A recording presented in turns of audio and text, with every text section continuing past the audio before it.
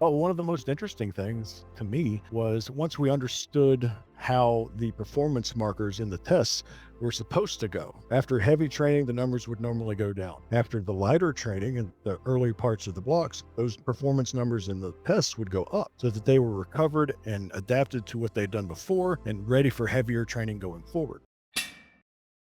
Hi, Derek. It's my pleasure to have you on Evidence Strong Show. If you could briefly introduce yourself. Dr. Derek Wilcox. I've got a PhD from East Tennessee State University in sport physiology and performance. My master's degree was in sport kinesiology from the same program. And now I am a coach for Renaissance Periodization and do sport science consulting. That sounds awesome. So, I invited you today because you have written a thesis that was titled The Training of a Para-Powerlifter, a case study of adaptive monitoring, training, and overcoming. So, the thesis, PhD thesis in weightlifting or powerlifting or any strength sports is very, very rare. And you did your study in para powerlifting, which is, I don't know, a few theses a year, I would say. So super, super rare topic. So I wanted to ask you first why, how the thesis came about. Sure. Got involved with para athletics, with disabled athletes in general. And I started realizing that regardless of how well meaning a lot of the people that were running these events and the coaches were, most of them were on a volunteer basis. And it's getting to the point where the Paralympics are actually super high level competitions. And the feats of strength that they have going on in para powerlifting at the international level are unbelievable. Some of the most impressive things I've ever seen in strength sports in general. And it dawned on me being around these competitions that injuries and of course the ability to train an athlete for performance, but the injuries would drastically change the quality of life of the athlete. If you've got someone isolated to a wheelchair or who is dependent on walking with their arms in some shape or fashion, then a shoulder injury is not just an inconvenience for them. It's not something that they have to walk around in a sling for and let it rehab and take care of it. They can't hardly move. They're basically stuck where they are unless they have help. So understanding that, and of course, having the drive for excellence in sport performance, to combine those two aspects, they're very much married together, health and performance. And I wanted to at least take a stab at trying to get good information out of some kind of methodology to help protect those athletes. Awesome. So let's go straight into your goals. So what were the goals of your project? The goals were to try and help establish some form of athlete monitoring for disabled athletes. Most athlete monitoring practices are involved heavily in lower body movements, whether it's squats, jumps, anything on a force plate standing, isometric mid thigh pulls, all those kinds of things. They're heavily biased towards the lower body. So when you have an entire population of athletes who are the opposite, they are biased towards the upper body, then that's not going to work out too well. And those athletes need reliable and valid monitoring methods to help protect them from injury and, of course, track their progress in training and things like that. So we came up with the idea of using grip, which was already kind of established in literature, especially from the Soviet weightlifting programs back in the 70s and 80s. They use those kind of tests. They have their downfalls and their benefit, just like anything else. But grip testing was a really good idea to try and monitor more neural fatigue. Since the hands are so highly innervated, we get a better idea of central fatigue from the grip. And then the other method was using bench press velocity through a standardized test. In the study, we used 100 kilos for sets of three. I believe it was sets of three. And we would do that twice before every pressing session or push session. Grip tests were done before every single session, including pull. So we had at least two different measures of the bench press velocity testing to go off of each week. And we were able to analyze data and look at trends over time and compare it to high intensity and low intensity periods of training blocks. Okay, so let's dig a little bit around here. So what were you considering when you were deciding on hand grip? Well, finding signs of central fatigue from training, especially, and it can be impacted by lots of other things as well. Getting sick, having high stress times in relationships, or anything else, have a family member pass away. All those things can affect neural drive. So we were looking for overreaching trends that became pretty obvious. Like if you train really hard, your grip strength is lower soon after that in the next testing session. Were we able to create the correct trends to where he was peaking into competition neurally and physiologically to perform his best? Were we consistently overtraining? Were we training hard enough? So finding the monitoring means to do that with a special population was the biggest goal, and GRIP seemed to have one of the more established ways of doing that that wasn't biased towards the lower body. How long did you do the study for? Oh man, there were two separate training studies with this. We compiled the velocity data and grip training data over both of them, but one also measured the differences of using a strap on the bench like they do in para-powerlifting competition. They are secured to the bench, was like we said, most of the disabilities are lower body related. And I was looking at the stability aspect that changed velocities potentially. And we were trying to do that to make the measures more reliable, because if you are unstable, then your velocities are going to be all over the place to a large degree. That's pretty much what we found. But we did a 16-week study at first, and I believe the next one was 12 weeks. All right, so long studies, in-depth observation of the athlete. Let's talk a little bit about the bench velocity, and imagine that the coach who is listening never measured velocity. They know nothing. Could you introduce the technique, what to pay attention to, what are pros and cons of this technique, of the measurement? Yeah. Well, the first thing to do with any monitoring method is to establish the standard way to do it. And we thought the easiest thing to do would just be to go with the closest adaptation to the rules of para-powerlifting itself. So we would unrack the weight, athlete would hold it. I would say start, give them their command just like they would in competition. They would go down to the chest, pause. I would say press, then they would press. And then they would do the subsequent reps with a press command, but in a controlled fashion, following all the rules of competition. So we were able to make everything a lot more reliable with that, because it's not just, okay, do 3 reps, where the first 2 happen real fast and they wait a second and do the last one. Everything was extremely regimented in that way. So we got really consistent numbers. So I think that's the biggest thing, because if you don't have reliable monitoring measures, your data is pretty much worthless. And it doesn't matter if it's velocity or grip training. We did everything the exact same way every single session to the point of nausea. So, Yeah. but with velocity measures, they're relatively simple. They make a lot of sense to the lay person, because if you can press the same weight faster than you did before, then you are stronger one way or another. You're creating more force or power in the same movement. And that's what we saw. So when you are more rested, that number should go up in velocity. And when you are more fatigued, you would expect it to go down. And those are the kind of things that we're able to see in the study, but we can also pull apart a lot of other things from that. What things? Oh, one of the most interesting things to me was once we understood how the performance markers in the tests were supposed to go. After heavy training, the numbers would normally go down. After the lighter training and the early parts of the blocks, those performance numbers in the tests would go up, so that they were recovered and adapted to what they'd done before and ready for heavier training going forward. So we knew what the pattern was. When that pattern is no longer followed for some reason, we know something's up. All right, so I think we're ready to listen a little bit about the athlete. As much as you can say. The athlete had spina bifida. I can say that much. We were dealing with that specific deal. And I don't know how much past that we can talk about. The athlete started at the beginning of the training process, I think at 190 something pounds, and they ended up dropping about 30 pounds to get into a lower weight class and finished at 163 pounds, I believe. So a 30-pound weight loss is really, really big when their body is primarily upper body. It's a much larger percentage Yes. than the able-bodied person typically. We saw some interesting things with that, because the end result was around the same weight lifted, but formula-wise, they were tremendously stronger. And part of the second study in the dissertation was actually the increased power output during that phase, because their range of motion, since they were losing weight, was increased by 4 centimeters. So they were moving more weight or the same weight farther at 30 pounds lighter body weight. That was a pretty cool result. Well, was the athlete preparing for some kind of competition? Yes, we were taking them to the Endeavor Games. Was it Central Oklahoma? Yeah, University of Central Oklahoma. They have those games out there. So it's like a national. I'm not familiar with the competition roster. So is it like a national level competition? Yeah, the Endeavor Games is one of the largest para athletics events that we have in the country. All right, awesome. So lots of things going on. It's a case study, very close monitoring of one person, one athlete preparing for the competition. And you had all you can wish for in the study. You had a weight cut, sickness, and the normal preparation and peaking to the major competition. So you did 2 testing or monitoring methods: grip strength, bench press, velocity.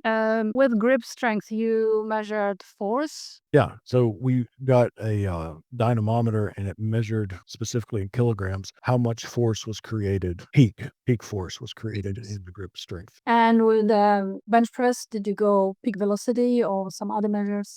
We took both, but the more reliable numbers seem to be mean velocity, which is the case with static lifts. I know we look at peak velocity on a lot of weightlifting movements since they're a little bit more open chain. But with bench press, the mean velocity seemed to be more reliable, and I think that's especially the case with disabled athletes because stability is such a big issue. You can have all kinds of shifts and quick movements for compensation, and depending on, especially if you have your accelerometer or whatever you're using to measure velocity on one side or the other of the bar, if you're unstable, that means left or right side is going to be moving differently. The right side may have jumped up and the left side went nowhere. So having an accelerometer close to the center of the bar as possible is really big for getting quality measures there. Are we ready for the results? What have you found? Well, the biggest thing is we were able to find the trends of the training intensities and the response thereof, how the athlete covered and was looking to perform. We had several 4-week blocks where the first week was basically very light, and we saw an increase in those numbers throughout that week, the sharpest increase there was. And the second week was kind of a moderate intensity, and we still saw another big climb in the monitoring measures getting better. So he was getting more recovered during that second week. The third week was right around 90% intensity. If you look at a lot of research that's out there, when you start hitting around that 90% intensity, regardless of what the sport is or the training is, that's where it's kind of a line where fatigue starts to get accumulated instead of dissipating. So week 3, we stopped seeing that increase in measures, but he maintained pretty well. But he was also fresh going into that hard lifting. During the heaviest week 4 of that training block, we started seeing those measures crash after the really big, heaviest lifts that he was able to do and whatever rep ranges he was doing in that block. So we had an uptrend when the training was lighter, so he was able to recover a lot. And then, of course, after the heavier lifting, all those monitoring measures really just went in the basement. But we were able to see that consistently, so we were able to predict Nice. and also adjust training volumes. And we figured out that he was able to recover from the loads that we were giving him pretty well. And if he wasn't able to recover, we wouldn't have seen that consistent uptick in monitoring measures. So we basically had him dialed in where he specifically was able to handle the training very well repeatedly. All right. Now, would you be able to see any differences related to the sickness? You mentioned a little bit that you had. Do you remember which week the sickness came with? Because you could see it coming. Yeah, that was, I think he reported sick in the second or third week of the block we were in at that time. So we started to see the recovery from the first week. And then during the time he would normally be recovering farther, like halfway through the first week going into the second week, all of a sudden it started dropping. And it's, seeing a big change like that sticks out like a sore thumb when you know what that pattern is supposed to be. And that's when, as a coach, especially if you have a sports scientist on board, you can see those numbers. Like sports scientist comes up to you, he's like, "Coach, we got something going on. Something's not right." And that's a big value of having data-driven coaching decisions. Did you change anything or you just stayed vigilant and waited? We didn't change anything when the measures are going down. We backed off a little bit because I was watching him very cautiously. And since everything's kind of relative intensity anyway, he's not at the 100% strength level that he normally would be anyway. Things start moving slower, so you reduce weight. So we adapted in that way. But when he actually became sick, he just had to be out for about a week. And then he came back and those measures started at the bottom and then they started eventually climbing back up and followed the same pattern after that once he was healthy. Interesting. All right. Did you wanted to add anything about either athlete monitoring or this particular athlete any interesting findings or something unexpected maybe? One thing that was interesting that I'd learned, I kind of had an idea of it before, but I'd never seen data to really back it up. And that was the difference in recovery in the central nervous system fatigue and more peripheral total body fatigue, because the bench press velocity is reliant both on the neural and on the actual tissue being recovered. So if the tissue is still sore or it's still damaged, the adaptations haven't occurred, you're not, those velocity numbers aren't going to increase at that point. Hence, the grip test was much more neural in nature. We actually saw the neural with the grip test recover back to 100% or his best levels of strength about 3 to 4 days before the bench press velocities did. Huh. So that gave us an insight into, okay, well, the nervous system seems to recover, at least with this one athlete, considerably faster than the total body does. And we're able to look, okay, we might be able to infer or hypothesize that it's just the contractile tissue that is lagging behind in recovery and adaptation. And eventually it will catch up as well. So when we're tapering for competition, this actually becomes really important. This reflected what I've used with tons of athletes in different strength sports for 15 years at this point. By the time you are at the week of competition, weightlifting, strongman, powerlifting, whatever it might be, when you are tapering properly, at least in my experience, my opinion, and at least this case study backs that up. If you're competing on Saturday and you start feeling good or back to normal about Wednesday or Thursday, that seemed to reflect the time that you would be at your peak recovery neurally as far as your central nervous system. There's still more to be done, but if you're feeling good around that point, then you're starting to itch. You want to go lift and everything is super light right now and it's annoying, it's stupid, and you just want to go do the meet now and get it over with. You feel good. So true. So yeah, like your anxiety starts ticking up, you just feel ready to go. And you still have 2, 3 more days to wait. And it drives you nuts. That's a good thing because that means your nervous system is ready to go, but the other physiological recovery processes still have a little bit more time that's needed. And that's a good sign that you timed your taper right. We were able to look at the tapering as well going into his competition in the first study. And that's basically what we saw. We had super heavy lifting 3 and 2 weeks out, and then we tapered into competition. Basically, the last 10 days was all taper, and we watched all those measures tank as low as they'd ever been, and then a super sharp spike in all those measures. And we did testing on the day of the competition as well to get the final readings, and they were standard deviations higher than normal. Ooh, that's what you want. Yeah, and I'm sure it being competition day helped that as well. But you have to understand context there because the athlete's nervous and their nervous system is going to be on overdrive too. Awesome. That is a very useful thing to know, especially for coaches, but also for athletes to know that you're feeling great 2, 3 days before, but you're not ready. The body is not ready. You are ready. That's a good thing. Your nervous system is recovered, but there's more recovery to be done by tissues. So I find it very useful to know. So thank you. Yeah, absolutely. I try to explain as many of those things as I can to my clients and athletes because I understand what it feels like.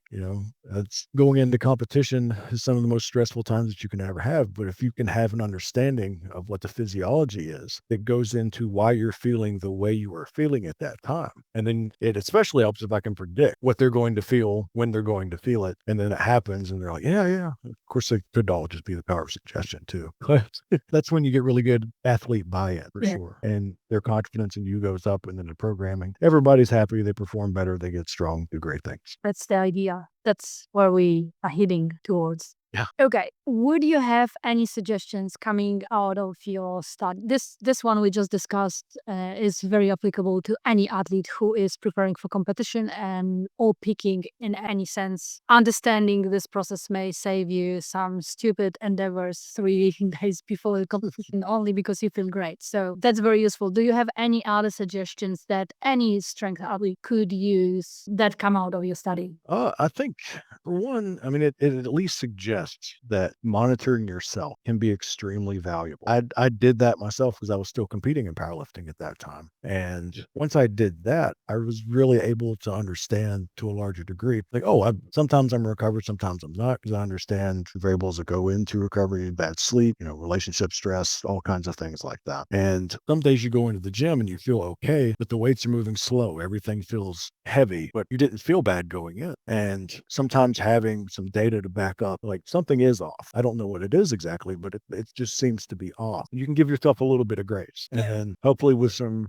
introspection or retrospection, either way, you can start to put puzzle pieces together. Maybe you're getting sick. Maybe other things are getting in the way, but that's just part of it. So at the very least, if you do some good monitoring measures, you can try, and a good way to say that, I guess giving yourself grace is the best way to put that, because sometimes there are things that are out of your control we just don't know about. You don't know what you don't know, and we just have to get through it. Some days are good, some days are bad, most of them are okay. But having some data behind those things, especially the longer you can accumulate it over time, you start having a better understanding of how your body works, how long you need to recover. You can adjust training loads, you can do all kinds of stuff and see how it affects you. And then you can use those lessons and apply them for other people as well. Okay, I have one more question that I thought of while we were talking. So, considering grip strength measurement, you are, I guess, a fan of because it works for this athlete. Would you see it being implemented in weightlifters or powerlifters in full bodied athletes? Absolutely. Yeah, especially weightlifters. Everything competition lift wise is almost, it has a potential choke point of the grip. So you can't produce more force into the bar than you can hold on to, or else you're just going to lose the bar. So I think that would be incredibly smart. And this was done, like I said, back in the Soviet Union with their weightlifting teams. But of course, you always have the examples and stories of weightlifters. If they wanted a day off, they wouldn't try too hard on that test. So they would be asked to sit down. I was like, oh no, but coach, I can really try. And no, your numbers are down. Go rest. I'm like, oh darn. Okay. Yeah, exactly. All right, so you think it's susceptible to the effort the athlete is putting in, but otherwise, you think it's a good measure? Yeah, if everything lines up in the universe correctly, all monitoring measures can be super great data. But it's just one of those things when you're working with real life people, you things change and you just do the best that you can to get decent numbers. All right. If the coach would be to implement velocity measures or on the static lifts or grip strength, in short, what do they have to take into account it? Standardization of the collection of the data with your monitoring tests, super important. If you've got all kinds of variables that are changing from one test to the other, that's a big problem because you don't know how to interpret those things properly.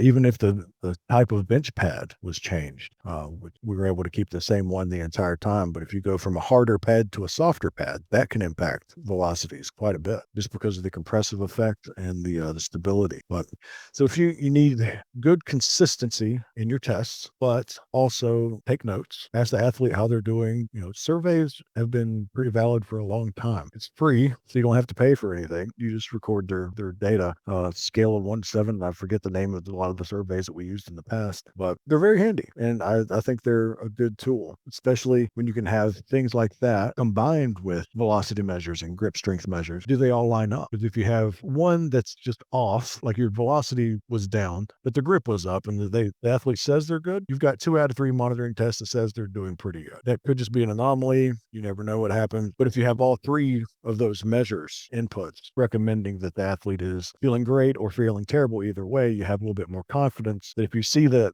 backed up by their body language and how they're performing, then yeah, you need to make decisions based off that. But having good, reliable data is just a helping hand to the coach. The coach's eye is always going to be the end decision for sure. And I think a lot of people in sports science get that mixed up because everything that we learned in physiology class and kinesiology class and nutrition class and all those different things, it's about 10% of coaching. 90% is gaining experience and working with people. And that's an art, 100% an art. So we get more tools in our tool bag, and sometimes we spend too much time in the lab and not actually training or competing in things, then we start to lose perspective on that. We start majoring in the minors and worrying about, the minute details of the power stroke and the actin and the myosin contracting and pulling the sarcomere and generating force like that, when at the end of the day, you should probably just talk to your athlete, see how they're doing that day. True. Very important points. All right, let's finish with some summary. So, what would be your 3 lessons for coaches and athletes in strength sports to apply from the study? Well, especially for disabled athletes, we need monitoring to make sure that they stay safe and to preserve their quality of life. It's also an amazing tool for giving them advantages in competition so they can train at a higher level, higher performance, all those things. It's great. But I think it's drastically more important that we preserve their quality of life and make sure that they are not incapacitated and not able to live their lives, because there's such a sharp decline if they get an injury. Definitely number 1 on my priority list with this study. The second one, I would really love for somebody to replicate this study. Hopefully there will be opportunity to do that in the future. powerlifter. I continue to work with disabled athletes now when I can. I've done consulting for Team USA para-powerlifting. I have some things coming up with the U.S. Army as well, with the like Wounded Warriors and different that run competitions and things like that in a consulting role. So I'm hoping that we'll be able to further this kind of study. And mine is almost a shot in the dark. We have one subject, but of course you're not going to have like a pharmaceutical study where you have 10,000 samples and for people to study. It's like the population is so low, but it's so important to have done for the quality of life of these people and these athletes. And I really hope somebody will replicate that. I know that's not much of a tip, but I think it's really important to get out there. And the third tip would be to use monitoring methods to hopefully get ahead of sickness, since we had a really good example of that in this case study. If you have those numbers, when you're seeing a decline where there's not supposed to be a decline, especially, then usually 2 or 3 days of that kind of trend popping up out of nowhere, you're almost certain that there's something else going on and you need to back off and hopefully minimize the damage of whatever sickness is coming on. That'll also, on top of helping your athlete not be down as long, it'll make you look incredibly smart in the eyes of your athlete and the administration. Like, oh, you're getting sick. Just wait a couple of days, it's going to show up. And then bam, they've got a sinus infection. And, oh, okay. Well, I guess you know what you're talking about. True. I think this study is very applicable to any athlete, especially in strength sports, because we are so familiar to monitoring lower body performance. But having for athletes who have knee injury or hip injury or whatever, they can't perform jumping or pulling necessary. So having another measure added probably earlier than the injury happened, or if the recovery is very long, you have time to actually implement it from scratch to have something to monitor the athlete and seeing what's going on a daily basis, replacing the lower body measurements. I think that this is great to know that this is a possibility to test. Fully. And I think it gives you a much more individualized approach for every athlete that you are able to work with, because every athlete's going to respond differently to a large degree of training. And granted, good training should work to a large degree for most people, but it's going to work differently. It's just like medication. Some people respond well to medication. Some people it doesn't work as well. Some people are allergic. So I think we have to take the same kind of approach with training recommendations as well. And monitoring gives us the tools to do that, gives us the information to make better informed decisions to help our athletes be first safe and then perform at their best. My encouragement to everyone listening, if you're in a position to do so, go work with some of these disabled athletes. One, it's great for them. It's great for quality of life. You'll develop some amazing relationships. I know I did. Some of the people that I cherish the most came from doing this kind of work. So do that and somebody replicate this study and see how much of it will apply more universally. 'Cause we need a lot bigger sample size figuring out, is this a single case scenario with, the recovery and performance trends that we saw in the data? How much does it vary? How do we individualize with the different disabilities? All the things like that. There's so much more to do. And I really look forward to hopefully seeing it. Awesome. Last two questions to finish. The first one is, what is your favorite lift? Oh, my favorite lift would be deadlift. I'm not the best at it. All my records that I broke were in the squat, but to me, the deadlift is the simplest yet most complicated lift that we do, because it's simple in nature and the execution of it. But between the ears, I think it's the toughest, because you have to figure out how to put 100% effort on something that may not move in the least for 100, a maximal deadlift, but you have to figure out how to give your greatest effort to do that, whether it's going to go or it's not. So it's very difficult mentally. Right, super heavy too. So awesome. And the last question is, if people want to contact you or keep up to date with your work, where they can find you online. Most active on Instagram at Wilcox Strength Inc. And I'm also on Facebook. I've got Wilcox Strength Inc. Facebook page and also my personal page on there as well. I'm on rpstrength.com. I've been a coach with them for a decade now, doing lots of work in the private sector. And it's hopefully going to facilitate more kinds of research like this for disabled athletes and hopefully kids. I really love working with kids a lot. And one of my long-term goals is to have a training system developed to where the parents can go to the gym, because that's usually one of the biggest excuses I get with people like, oh, I've got kids at home, I can't get away to go to the gym. I really want to start facilities where childcare and child development physically, like a PE program, is a super high priority. So everybody can go get fit. The kids go do their thing. They're taken care of and they're developing great. And parents can focus on their own goals too. That's such an amazing idea. Wishing you all the best. Thank you so much for today and see you next time. Pleasure. Thank you.